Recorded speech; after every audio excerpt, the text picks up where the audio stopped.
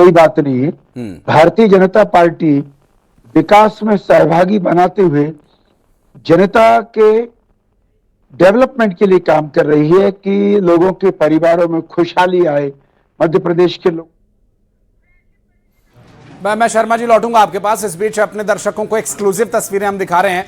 Bharatiya Janata party के इस बार उपचुनाव के कैंडिडेट आशुतोष तिवारी वहां पहुंचे हैं नामांकन फाइल करने के लिए। खुद प्रदेश के मुख्यमंत्री उनके साथ खड़े हैं और दाएं और बाएं तरफ क्रमशः मुख्यमंत्री डॉक्टर मोहन यादव और नरोत्तम मिश्रा आप देख पा रहे होंगे।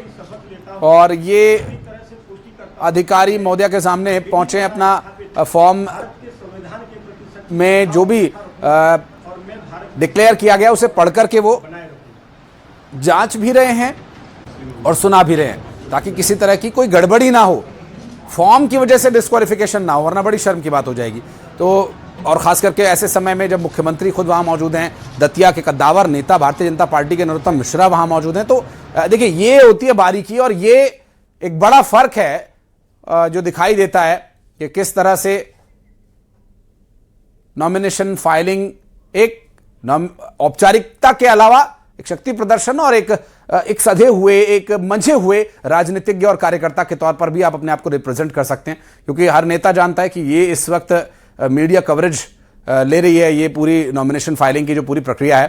धैर्यवर्धन साहब हमारे साथ जुड़े हुए हैं। शर्मा जी, चूंकि दतिया में एक कैंडिडेट जब उतारा गया थोड़ा विरोध देखने को मिला, लेकिन विरोध भारतीय जनता पार्टी में था ऐसा नहीं है, विरोध कांग्रेस में भी है। विरोध इस बात को लेकर के है कि यहां के लोकल व्यक्ति की बजाय आपने बाहर के आदमी को टिकट दे दिया। ये बाहर का आदमी कहां से आ गया?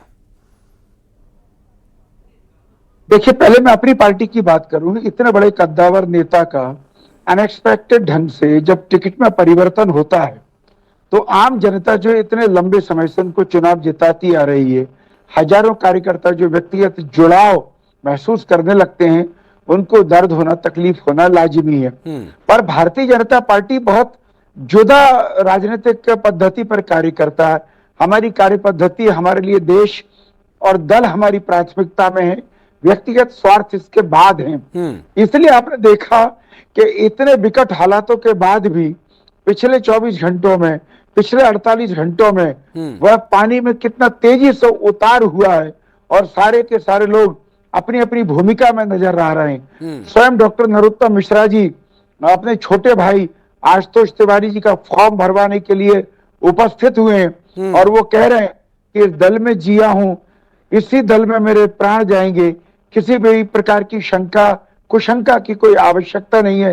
ये भारतीय जनता पार्टी बहुत अनूठा दल है। मैं आपको विश्वास दिला रहा हूं, एक एक कार्यकर्ता मिशन में लगेगा और दतिया फिर से भारतीय जनता पार्टी की झोली में आए और दतिया जो बीच में विकास से वंचित हो गया वो पुनः से सरपट भागने लगे, इसकी चिंता हमारे कार्यकर्ता भी करेगा और जनता का मन तो है ही कि इस मध्यावधि चुनाव में। शर्मा जी मैं लौटता हूं, डॉक्टर शिंपी अग्रवाल हमारे साथ हैं, कांग्रेस पार्टी के प्रवक्ता। शिंपी जी आप भी ध्यान रखिएगा शर्मा जी ने क्या क्या कहा उसका जवाब देने के लिए। मैं दिनेश निगम त्यागी जी से इस पर एक रिएक्शन ले लेता हूं, उसके बाद मैं फिर आपके पास आता हूं। त्यागी जी, चूंकि कोई भी चुनाव हो, जब उपचुनाव होता है तो कोशिश ये होती है कि जो सत्ताधारी दल है वो ये कोशिश करता है कि ठीक है इतनी सीट्स हमारे पास है, एक और जुड़ जाए तो ये दिखेगा कि सरकार की स्वीकार्यता लोगों में है। लेकिन विपक्ष की तरफ से ऐसी पार्टी जो अभी संघर्ष कर रही है, अगर वो सीट जीत जाए तो वो ये दिखाने में कामयाब हो जाती है कि देखिए सरकार के विरोध में लहर चल रही है।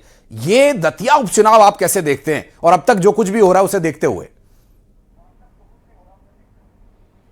ये बिल्कुल जो टिकट वितरण के बाद जो हालात दतिया के बने हैं तो उसको लेके फिलहाल ये दावा तो नहीं कर सकते आप क्या होगा चुनाव में। चुनाव बढ़िया होगा, रोचक होगा। जहां तक कांग्रेस के घनश्याम सिंह का सवाल है, वो वहां से एक दो बार वो भी विधायक रहे हैं, दतिया राज घराने के हैं। बातचीत करने की कोशिश करेंगे।